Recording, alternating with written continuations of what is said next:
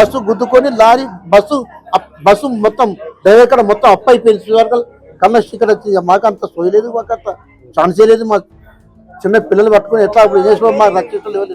పొక్కలకి గుంజుకున్నాం పిల్లల్ని, మేము కూడా పొక్కలకి వెళ్ళిండాము. పాప ఐదారు బట్టి నన్ను గుంజిండ్రు, ఐదారు బట్టి ఈమెను గుంజిండ్రు. చిన్న పిల్లల్ని మొదలు అందించినాం. మనవరాలు ఇద్దరు పిల్లలను పట్టుకొని కరీంనగర్ నుంచి వస్తున్నాం సారు. కరీంనగర్ నుంచి వచ్చినాక కొండగట్టు సమీపంలోకి వచ్చినాక అది ఆ ప్రపంచ లోపల ఏం జరిగిందో మాకు ఏమర్థం కాలేదు.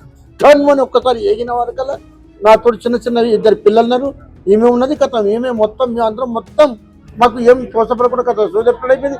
ఇద్దరు పిల్లలు లెంకుకున్నాం, చిన్నపిల్లలు లెంకుకున్నాం, మనవాళ్ళ పిల్లలు లెంకుకున్నాం. ఆ పిల్లలు మంచుకుని మాకు లేవత్తలేదు. అయ్యో దేవుడా అని చెప్పి అది మా మైండ్ సెట్ అయిపోయింది.